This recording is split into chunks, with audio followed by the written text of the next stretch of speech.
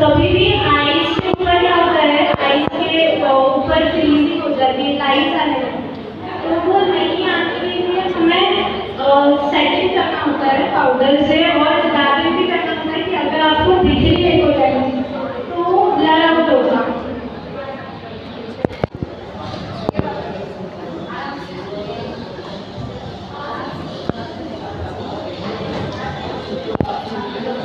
अभी मैं आई शेड लगाना शुरू करने वाली हूँ। उसके लिए हमें पहले एक ट्रांजिशन शेड लेना होता है ताकि आपको एक गाइडलाइन मिल सके आई शेड की। तो मैं बता देती हूँ, जो एक कलर होता है उनको ट्रांजिशन बोल के, उसको ट्रांजिशन बोल के ले रही हूँ, ताकि इनका जो स्किन शेड होता है उससे थोड़ा सा डार्क कलर हमें लेना है ट्रांजिशन, जिससे एक आई शेड आपका मेंटेन हो जाएगा। उसके थ्रू आप आपका आई मेकअप में प्ले कर सकते हैं। और किसी को कोई भी डाउट रहेगा तो पास में आके आप देख सकते हो, कोई क्वेश्चन है तो वो भी पूछ सकते हैं। थोड़ी उड़ट तो उनको ज़्यादा लिड स्पेस नहीं मिलता, तो उसकी वजह से लिड स्पेस मतलब जो ऊपर का एरिया होता है वो ज़्यादा नहीं मिलता है, तो हमें उनका आई मेकअप मोस्ट ऑफ आगे ओपन करके ही करना होता है। बीच बीच में से बस हमको ब्लेंडिंग के वक्त बंद करना होता है।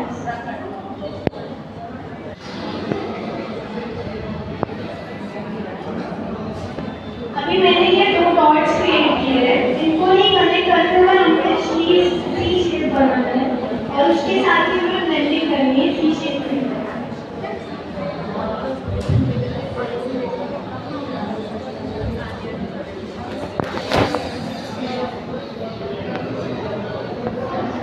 बेसिकली मिडल ऑफ द आई मैंने किया है, और पास में मैं क्या कर रही हूँ, बस हल्का सा स्लाइडिंग कर रही हूँ सी शेप में। पूरे आईज को इनर कॉर्नर का आउटर कॉर्नर ले जा रही हूँ। इनर कॉर्नर में ज़्यादा नहीं लगाना है हमें, क्योंकि वहाँ पे अगर ज़्यादा डार्क हो गया तो आपके आईज का जो मतलब हर की आईज अलग अलग शेप की होती है, तो उसके हिसाब से हमें करना होता है। तो मोस्टली प्रिफर करते हैं इनर कॉर्नर में ज़्यादा शेड नहीं करते हैं डार्क होता है।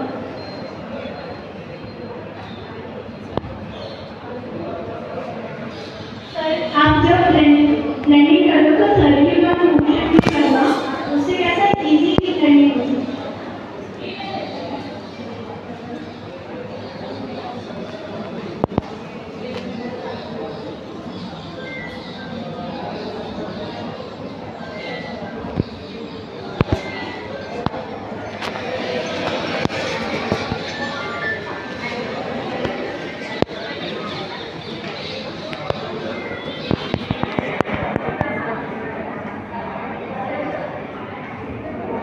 ये हमारा ट्रांजिशन शेप बन गया है, सबको दिख रहा है आईज के लिए शेप आ गया है, ठीक है। तो अब इसमें ही हम क्या कर सकते हैं, डार्कर शेड लेना है, हमें आउटर कॉर्नर्स पे फोकस करते हुए एक हाफ से सेंटर ऑफ द आईज तक हमें उसको फिल इन करना है, ब्लेंड नहीं करना, ओके। और ये आप कोई भी कलर से कर सकते हो, बस इतना ध्यान में रखना है आपको कि लाइटर टू डार्कर करना है, इससे आपको एक ट्रांजिशन मिलेगा, एक कलर का वेरिएंट मिलेगा, जिससे आपका आई मेकअप और ब्लेंडिंग और अच्छा। हाँ, मैं अभी उनके आउटर कॉर्नर की जो आईज का एरिया है वहाँ पे एक वी शेप क्रिएट कर रही हूँ, मिडल ऑफ द आई तक, आई के बीच तक एक वी शेप क्रिएट कर रही हूँ जो हमारे सी लाइन को कनेक्टेड करेगा। वी शेप या यू शेप हो सकता है जैसे आपको प्रेफरेबल हो। तो बस एक बार थोड़ा पीछे जाके खुद को मिरर में देख लेना कि कहाँ कम है, कहाँ ज़्यादा है, कैसा शेप जा रहा है, उसके हिसाब से आपको समझ ही जाएगा कि क्या कहाँ कुछ कम है, तो आप वो कर सकते हैं। जिससे हम जो फ्लैश लाइन जो उस पर जहाँ पे हम लाइनर लगाते हैं वहाँ ही रखना है, ज़्यादा अंदर तक मत ले जाओ, क्योंकि जब ब्लेंडिंग होगा ना तो वो अपने आप जाएगा, ओके। इतना जल्दी करना, अगर आपका काजल ड्राई रहेगा तो ब्लेंडिंग होगा नहीं, और ब्लेंडिंग अगर आपको और अच्छे से करनी है तो आप शेड्स भी यूज़ कर सकते हो, जो काजल का होता है, काजल का ब्राउन कलर का आई शेडो यूज़ करके उसको और ब्लेंड आउट करूँगी और स्मोकी इफेक्ट के लिए, तो वो मैं कर रही हूँ। अभी मैंने क्या किया है, मैंने और उसके बाद में मुझे जो आई शेडो थे उसको और डार्कर करना था, तो मैंने और डार्कर शेड लेके वापस से आउटर कॉर्नर में ही वो शेड को अप्लाई किया, टैप किया और उसको थोड़ा सा मिड ऑफ द आई तक ही ब्लेंड किया, ज़्यादा आंखों के यहाँ तक इनर कॉर्नर तक नहीं लेती। हमारे आर्टिस्ट यहाँ पे बहुत मेहनत कर रहे हैं, आप लोग गॉसिप बाद में भी कर सकते हैं, आप लोग प्लीज यहाँ पे थोड़ा ध्यान दीजिए। गॉसिप्स हमारी बाद में भी होती रहेगी। आपके ब्रश पे आ गया तो आप हाथ पे डैबिंग करके यूज कर सकते हैं। होगा तो आप आगे आगे देख सकते हैं कि एग्जैक्टली क्या चल रहा है। और प्रिसाइज लाइंस चाहिए तो आप पेंसिल ब्रश आता है, काफ़ी छोटी टिप होती है उसकी, उससे आप प्रिसाइज के आई शेडो को लाइन आउट कर सकते हो और फिर इससे भी ब्लेंड कर सकते हो, इससे भी ब्लेंड कर सकते हो, डिपेंडिंग ऑन सकते हो, ताकि आप घर जाके सेम टेक्निक को आप प्रैक्टिस करो आपकी आंखों पे, फिर जब हमारे यहाँ पे शादियाँ होगी आप ये मेकअप कर सकते हो। सॉरी देखो, ये वाले आंखों की साइड का जो है मुझे ऐसा लग रहा है कि इधर की साइड में थोड़ा पैची हुआ ऊपर के साइड में, ठीक है, तो मैं क्या कर सकती हूँ, अभी कोई भी लाइटर शेड है, ठीक है, या मेरा ट्रांजिशन शेड है, उसको मैं पिकअप करूँगी और उसको एक जो क्लीन ब्रश है उससे पूरा ब्लेंडिंग कर लूँगी ताकि वो जो पैचेस है वो चले जाए। काफ़ी हद तक नॉर्मल हो चुका है और आंखों में आपको शेड में एक ट्रांजिशन भी दिखेगा कि यहाँ पे हमने डार्क ब्राउन किया, लाइट ब्राउन किया है, ट्रांजिशन शेड लिया है, उसके बाद में स्किन का शेड आ चुका है, तो वैसे पूरा ब्लेंडिंग है आंखों में, ठीक है। अब हम इनर कॉर्नर पे फोकस करेंगे। आप चाहे तो इससे भी डार्क जा सकते हो, चाहे तो इससे भी लाइट जा सकते हो, आपका प्रेफरेंस। मैं देखूँगी बाद में मुझे और डार्क जाना है तो मैं और भी डार्क जा सकती हूँ, ठीक है। शिमर लगाते हैं, ठीक है, मतलब सबके पैलेट में एक शिमर शेड रहता है जिसमें चमकी होती है, तो वो लगाने से पहले हम क्या कर सकते हैं, यहाँ पे भी ऑलरेडी वाइट है तो मैं आपको करके बताऊँगी, एक लाइटर शेड लेके एक शेड बना सकता हूँ, जो कट्टीज नहीं होती है क्या वैसे ही करना है, बट हम लोग कंसीलर का यूज़ नहीं करेंगे क्योंकि ये सॉफ्ट ग्लैम लुक है, ज़्यादा हैवी नहीं है, हम ब्राइडल नहीं कर रहे, तो हमें इतना शार्प कुछ करने की ज़रूरत नहीं, ठीक है। यहाँ पे मैंने वो शेड क्रिएट कर लिया है और वो मैंने इसलिए भी किया है क्योंकि हम जब भी हमारे शिमर शेड यूज़ करते हैं, अगर हम डायरेक्टली अप्लाई करें तो उतना दिखने नहीं आएगा, मतलब उनका जो शेड है, उनका जो शिमरनेस होता है वो ज़्यादा प्रॉपरली दिखता नहीं, तो उसके लिए हमें जो शिमर यूज़ करें उसके ही इसका अंडर ही मैट शेड यूज़ करना है आई शेडो का, सेम कलर का, ठीक है। या फिर आप एक और चीज़ कर सकते हो, ड्यूरालाइन या ग्लू आता है शिमर का, वो भी अंडर में अप्लाई करके उससे भी आप कर सकते हो, उससे भी आएगा ऊपर। बट देन ऑल्सो कभी कभी लूज पिगमेंट होता है तो उसका कैसा हो जाता है, वो स्प्रेड आउट होता है, तो नीचे की स्किन दिख जाता है जो अच्छी नहीं दिखती, तो उसका सोल्यूशन ही होता है, ब्रश से भी अप्लाई कर सकते हो, बट मैं प्रेफरेबल हैंड एंड फिंगर, तो मैं फिंगर से करूँगी, आपके लिए मैंने बस ब्रश से एक बार बता दिया, ठीक है। कि आप सारे जो शेड्स थे वही सेम शेड्स लेके एक बार ब्लेंडिंग कर दिया है और ऊपर से भी मुझे थोड़ा लगा था ब्लेंडिंग करने का, तो वो कर दिया बस, और कुछ नहीं। अभी हम लाइनर की तरफ बढ़ते हैं, तो उसके बाद में आईने को खत्म कर सकते हैं। आर्टिस्ट पॉट वाला जो जेल लाइनर होता है वो यूज़ करते हैं लॉन्ग लास्टिंग के लिए, एंड वो काफ़ी डार्क भी होता है इसमें, बट मैं फिलहाल के लिए लिक्विड लाइनर यूज़ कर रही हूँ क्योंकि आप सब लोग मोस्टली लिक्विड लाइनर यूज़ करते होंगे या स्केच लाइनर यूज़ करते हैं, तो मैं वो कर रही हूँ, ओके।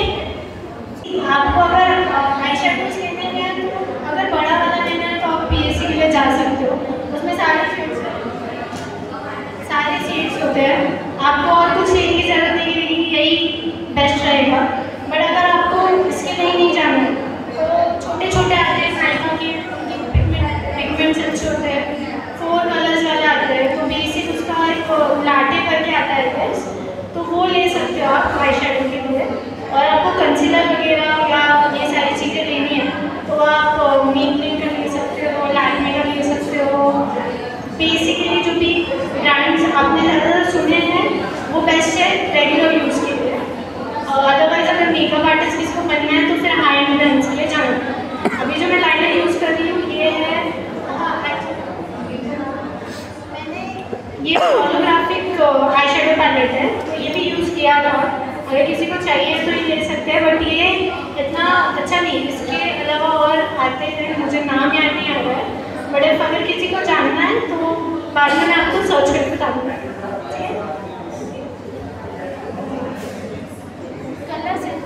कलर एसेंस का मैं यूज़ कर रही हूँ लिक्विड लाइनर। ये मुझे फिलहाल में काफ़ी ज़्यादा पसंद आ रहा है, क्योंकि इसकी जो टिप होती है काफ़ी माइन्यूट है, हमें हैंडल करने के लिए ईजी जाता है। ईजीली हम स्ट्रोक्स ले सकते हैं माइन्यूट और काफ़ी ईजी होता है एप्लीकेशन के लिए। हाँ, बट ड्राई जल्दी नहीं होता है, तो आपके आँखें आपको थोड़ा ध्यान से ओपन करनी पड़ेगी, ठीक है। ठीक है, तो आप क्या कर सकते हो, लाइट या आप खुद मिरर में सामने देखो, एक गाइडलाइन देनी है आपको, मैं आपको लेके बताऊंगी गाइडलाइन कैसी देनी है। उसके साथ में आप मिडल ऑफ द आई से कनेक्शन ले सकते हो। मैं आपको बताऊंगी, आपको समझेगा अच्छे से कि कैसे। ओके, बाद हम प्राइस डिस्ट्रीब्यूशन की ओर बढ़ेंगे। गाइडलाइन लिख ली आपको सबको नीचे के लिए, ठीक है। वो कैसे है, आउटर कॉर्नर आप आपके नीचे के वाटर लाइन से भी ले सकते हो, जो नीचे की लैश लाइन होती है, बाहर से भी गाइडलाइन ले सकते हो, या डायरेक्ट आपके ऊपर से भी ले सकते हो, जैसे आपको प्रेफरेबल रहेगा। अगर आपको ज़्यादा विंग चाहिए तो आप नीचे से लो, आपको ज़्यादा विंग नहीं चाहिए तो आप ऊपर से लो, ठीक है। मैंने उसको कनेक्ट कर दिया है मिडल ऑफ द आई से, जो हमारा गाइडलाइन है वहाँ तक हमने कनेक्ट कर दिया है। अब बस उसको फिलिंग करना है, जैसे हमको शेप और बड़ा करना है, छोटा करना है। छोटा तो नहीं पाएगा इसके बाद में, बट आप बड़ा कर सकते हो, और अगर आपको छोटा करना है तो गाइडलाइन पहले से ही छोटी है, ठीक है।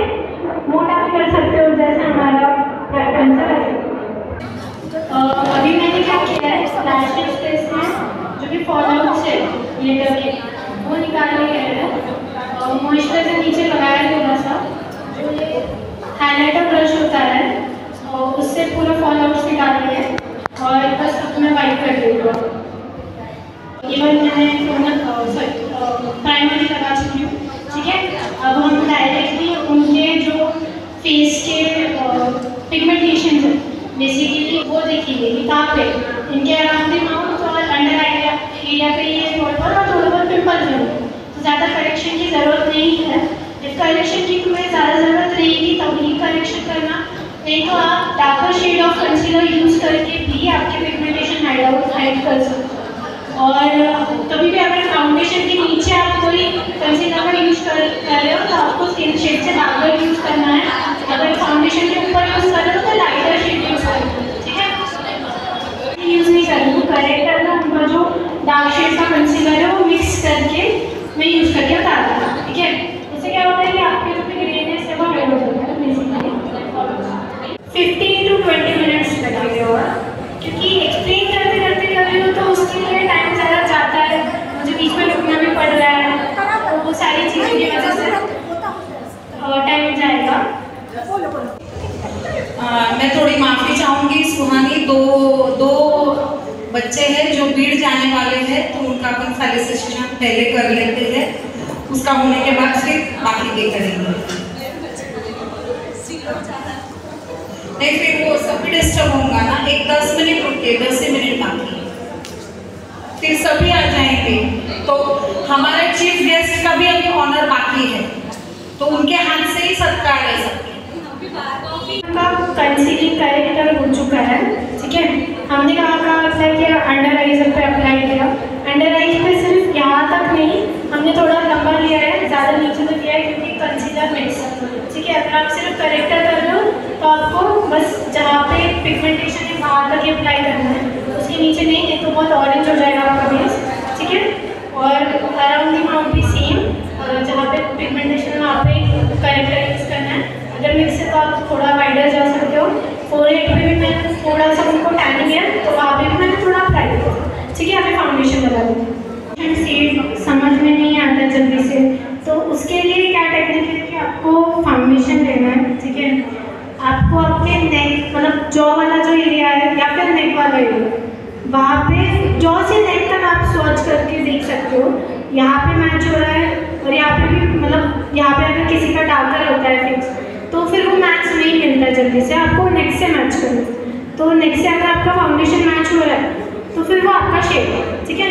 इनका शेड अगर मुझे पता है तो मैं डायरेक्टली यूज़ कर रही हूँ। आपको चाहिए कि मैं बताऊँ? क्योंकि टाइम नहीं है हमारे पास में ज़्यादा, तो मैं डायरेक्टली इससे यूज़ कर रही हूँ डायरेक्टली। हमारे यहाँ पे अभी बीट से 2 बच्चे आए हैं और उनको निकलना है, इसीलिए मैंने स्मिता आंटी और आशा जी राग से विनती करती हूँ कि वो स्टेज की तरफ आए और उनको हम ट्रॉफी दें। अक्षरा नंदलाल,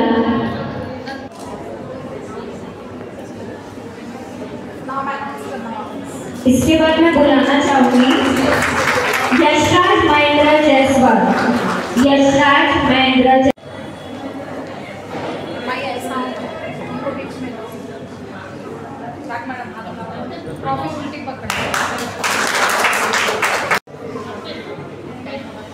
$84.5 शौर्य पटेल, 12th। Congratulations.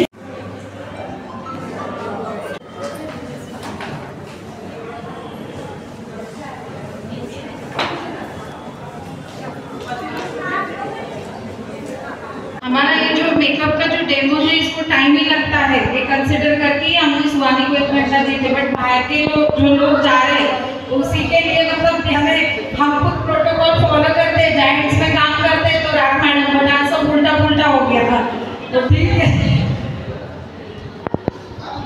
इन्होंने 12th स्टैंडर्ड में 84.33% हासिल किए हैं, इनके लिए जोरदार तालियां होनी चाहिए। यशराज महेंद्र जी जायसवाल, इन्होंने 10th में 91.60% हासिल किए। अक्षरा नंदलाल जी जायसवाल, इन्होंने 10th में 88.80% हासिल किए। जोरदार तालियां होनी चाहिए तीनों भी बच्चों के लिए।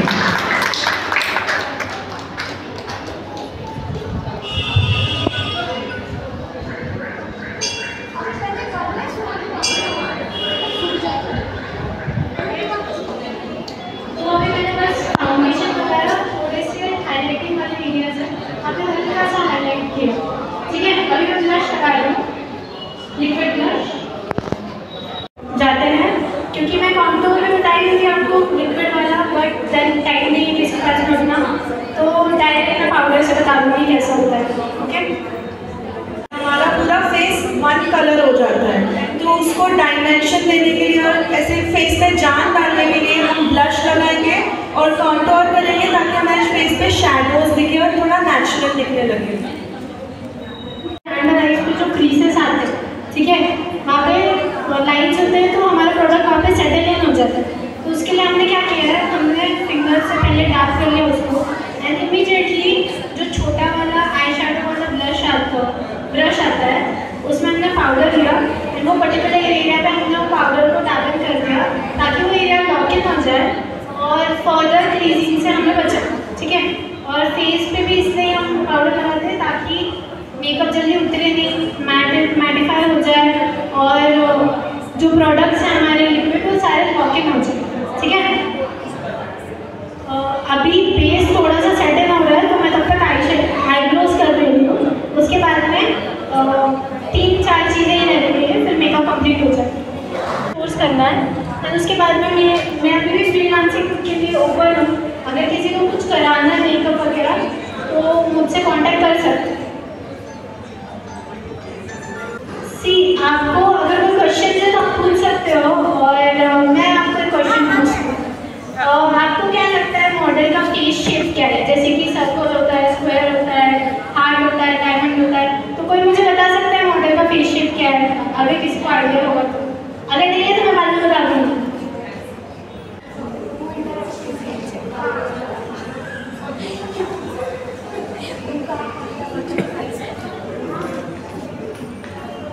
गेस कर सकता है हमारे मॉडल का फेस शेप क्या है?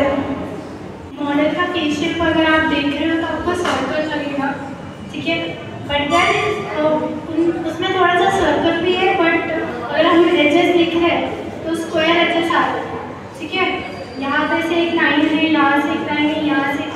से एक लड़की, अगर आप ध्यान से देखें तो उनका फेशियल तो है। आप मेरा बताओ सोच के बच्चों का जो हम सत्कार करने जा रहे हैं उसी में सभी ने मतलब जेई क्या मेंस सीईटी नीट सभी ने सभी एग्जाम्स दिए हैं, बट उसके स्कोर्स हम यहाँ पे नहीं बोल सकते हैं। हम 10th और 12th का ही क्राइटेरिया यहाँ पे बोलेंगे। अटल लगा है मेरा आईब्रोज को, क्योंकि सॉफ्ट ग्लैम है, हम ज़्यादा बोल्ड रखेंगे तो फिर वो मेकअप के साथ में आई मेकअप के साथ में उतना मैच नहीं करेगी बेसिकली, तो इसके लिए आईब्रोज हो चुकी है। हाँ, नेक्स्ट मैं थोड़ा अंडर आईज पे वाटर लाइन पे वाइट काजल लगा रही हूँ और अंडर आईज पे थोड़ा सा शैडो स्मजिंग कर रही हूँ। लगा लिया हमने और थोड़ा सा आई शैडो लिया है जो हमने ऊपर यूज़ किया था, वही नीचे मिडल आईज तक हमने आई शैडो का यूज़ किया है, स्मज किया है उसको, और फिर इनर कॉर्नर से मिडल आईज तक हमने ये जो हमारा पेपर था ऊपर जो हमने लगाया था उसका यूज़ किया है ताकि और अच्छी दिखे। और फिर उसके बाद में हाईलाइट ऐसा करना है हमें कि कॉन्टूर बेसिकली किस चीज़ के लिए होता है, एक आइडियल फेस शेप होता है जो ओवल होता है, तो हमें वो अचीव करना है आइडियल फेस शेप, तो उसके हिसाब से हर शेप के हिसाब से अलग अलग कॉन्टूरिंग होता है। तो अभी मैं आपको बेसिक कॉन्टूरिंग दिखा रही हूँ कि कैसे करनी है, ठीक है। जैसे कि ईयर्स, हमारे ईयर्स का जो ऊपर का पार्ट होता है वहाँ से हमें कॉन्टूरिंग शुरू करनी है, एंड देन धीरे धीरे उसको हमारे मतलब जो नोज का नीचे का एरिया है वहाँ तक नहीं लेना है, बट वहाँ से हमको बस मिडल ऑफ द चीक का इमेजिनरी लाइन ड्रॉ करके वहाँ तक ही लेना है, उसके आगे नहीं जाना, ठीक है। ज़्यादा आगे लोगे कॉन्टूर तो काफ़ी अजीब लगेगा।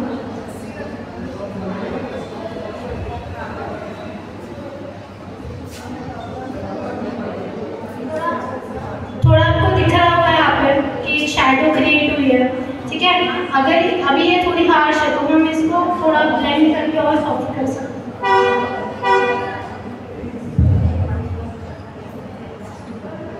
फोरहेड भी छोटा करना चाहती हूँ तो मैं यहाँ पे भी एक शैडो क्रिएट करूँगी, जिससे फोरहेड में भी एक इल्यूजन आता है कि वो थोड़ा छोटा दिख के आता है।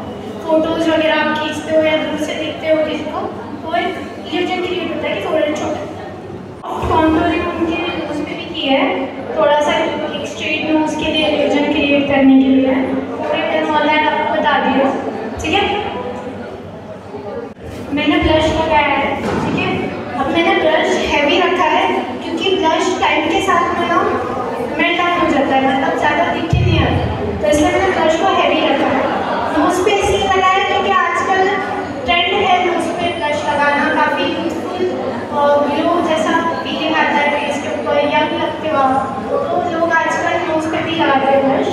आपको नहीं लगाना है मत लगाइए, लगाना है लगाइए ब्लश को। अगर आपको स्नैच फेस चाहिए तो आप टेम्पल ऑफ दी फोरहेड से शुरू करते हुए चीक्स तक ले जा सकते हो, मिड ऑफ दी चीक्स। अगर ऐसे फुलर फेस दिखाना है तो सिर्फ चीक्स पे लगाना, ठीक है। ये दो टाइप होते हैं ब्लश लगाने के लिए कॉमन। मेकअप आर्टिस्ट अटेंड करते हैं वो चार्जेबल होते हैं और उसकी फीसेस होती है और यूजुअली 2-3 दिन के डेमो सेशंस होते हैं, पर यहाँ पर हम लोगों ने आप सबके लिए फ्री डेमो रखा है मेकअप का। आप सुहानी को डेफिनेटली इसके बाद कॉल करके उससे और इंक्वायरीज ले सकते हैं।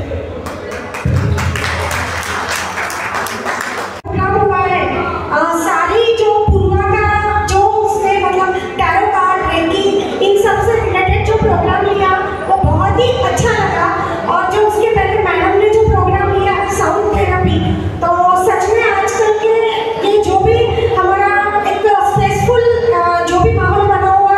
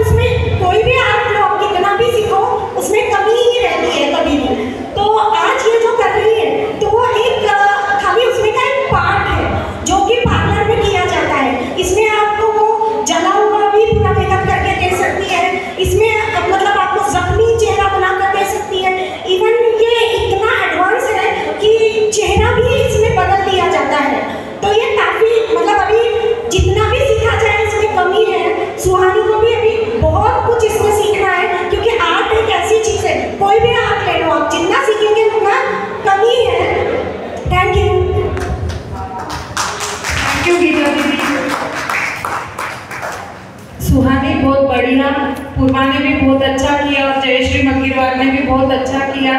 तीनों बच्चों ने तीनों ने डेमोस बहुत अच्छे दिए हैं। और मैं मेरे टीम का भी धन्यवाद देना चाहूँगी जो मेरे साथ हमेशा खड़े रहती है। मैं कुछ तो भी एक नया आइडिया लेके आती और मेरे सारे मतलब पीएसटी, कल्चरल, कार्य मंत्री सारे जन उसको साथ देते हैं। भले गड़बड़ में मतलब ये हो जाता है एक के पीछे एक प्रोग्राम। हमारा क्राइटेरिया था महीने में एक, मतलब जैसे साल में 3 या 4 लेंगे, हम यहाँ हर महीने में 2 ले रहे हैं, है ना? बोलो हाँ। तो हमारा साल में 3 या 4 ही प्रोग्राम का टारगेट रहता है, बट हम यहाँ पे हर महीने में 2 ले रहे हैं। तो थोड़ा सा उनको हड़बड़ी हो जाती है, ये हो जाता है, बट फिर भी हम सब साथ में मिलके जुल के काम करते हैं। और जो युवा शक्ति महिला संगठन की जो टीम है वो हमें हमेशा हर तरीके से साथ देती है।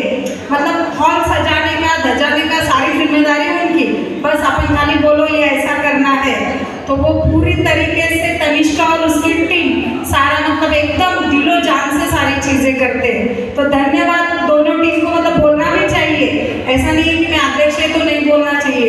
तो थैंक्स।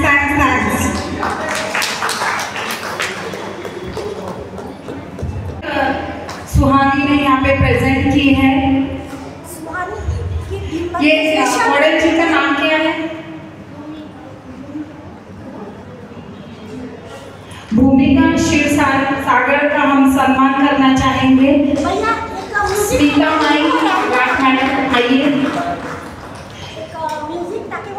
भूमि ने इतना टाइम दिया, 1 घंटे से बैठी है, धन्यवाद बेटा।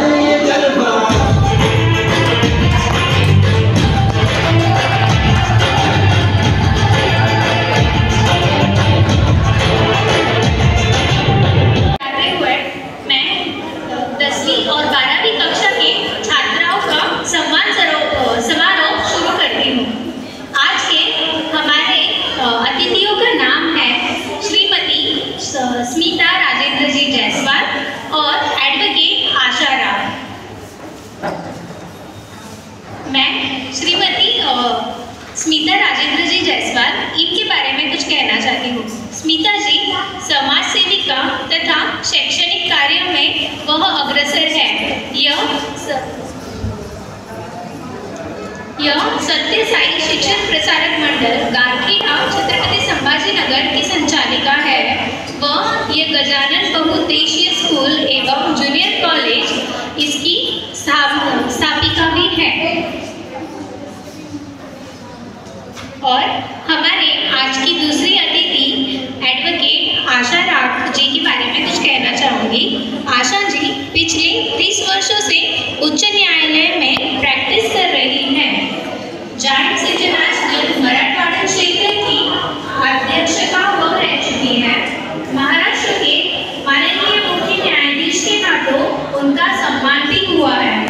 जालना की शुगर फैक्ट्री की भी उन्होंने जांच की है।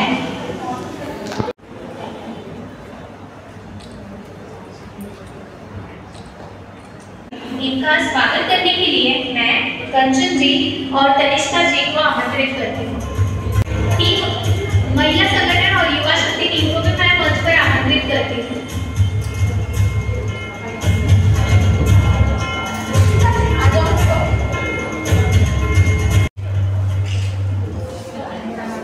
रिद्धि सचिन जी जायसवाल, इनके बारे में बताना चाहूँगी। इन्होंने हाल ही में 4 national athletic championships Haryana, Kerala, Surat और उत्तराखंड में हमारे महाराष्ट्र को रिप्रेजेंट किया है तथा इन चारों जगहों पर उन्हें गोल्ड मेडल भी प्राप्त किया है। मैं रिद्धि का सत्कार करने के लिए श्रीमती स्मिता जी को अनुरोध करती हूँ।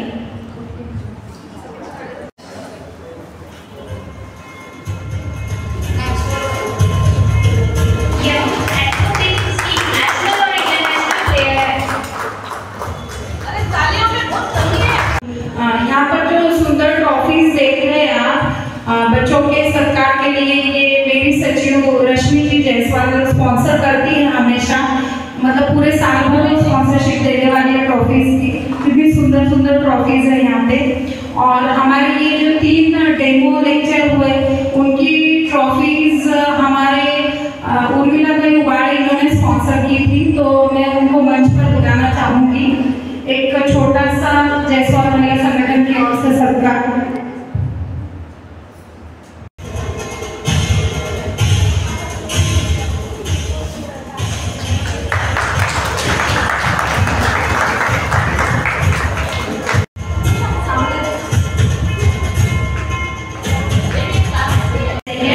संदीप जायसवाल 95.20%, इनका सत्कार स्मिता जी करेंगे।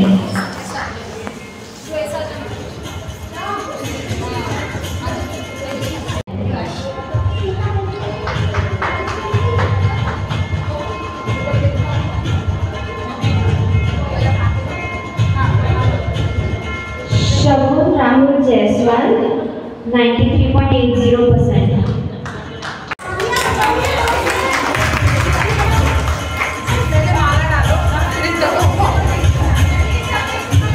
पूर्वा जितेंद्र जायसवाल 93%।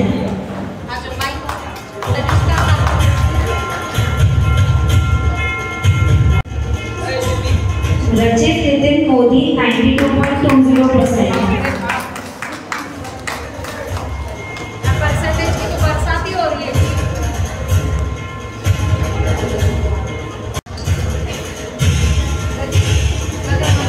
मनोज अनिल जायसवाल 88.40%।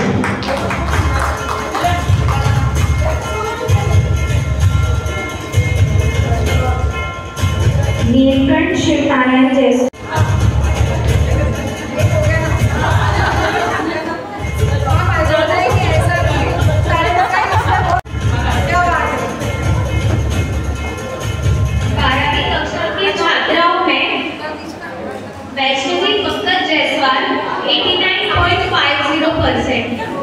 with 89.50%। हमारी बहुत बढ़िया टीम मेंबर भी है।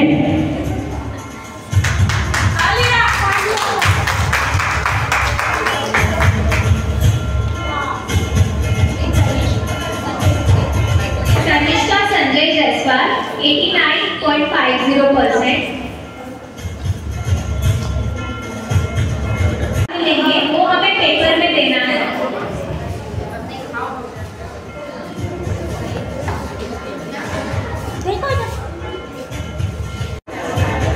प्रज्वल संदीप जायसवाल 82.17%।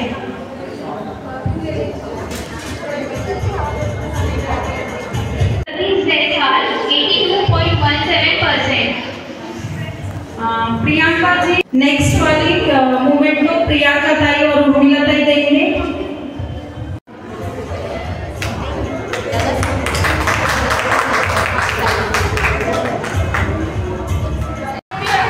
अगला मूवमेंट को जो यहाँ पर प्रेजेंट है अनु जी आकर ऊपर मंच पर देंगे, साथ में पीटी जी आएंगे।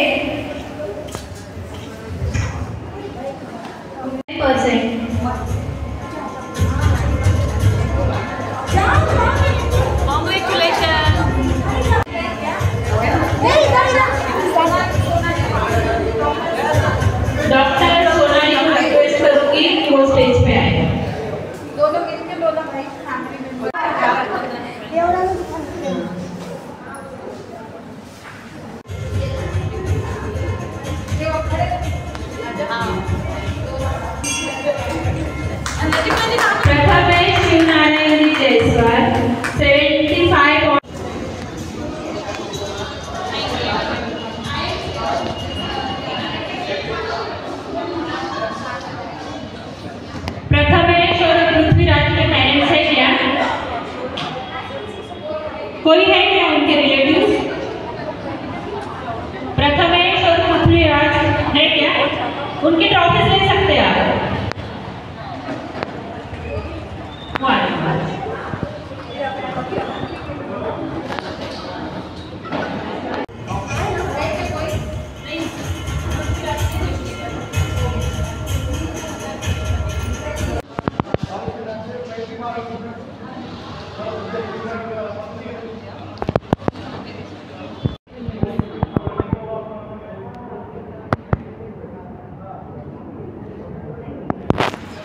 आशा राज जी, स्मिता राजेंद्र जी जसवाल, हमारे अतिथियों और सभी बंधुओं का हृदय से धन्यवाद करती हूँ। कार्यक्रम में सफलता बनाने वाले हमारे सभी आयोजक और जयश्री अभिजीत मंगेवाल, पूर्वा जसवाल और सिमानी जसवाल, इनके द्वारा दिए गए डेमो का हम आभार व्यक्त करते हैं। हमारे पुनः 10वीं और 12वीं की कक्षा के बच्चों को बहुत बहुत शुभकामनाएं। आप ऐसे ही आगे बढ़े, यही हमारी कामनाएं हैं। आप सभी को की उपस्थिति और सहयोग से यही आयोजन सफल हो सका। आप सभी को हमारे अध्यक्ष कंचन जी जसवाल, महिला और युवा शक्ति संगठन की ओर से तहे दिल से धन्यवाद। Thank you. अब मैं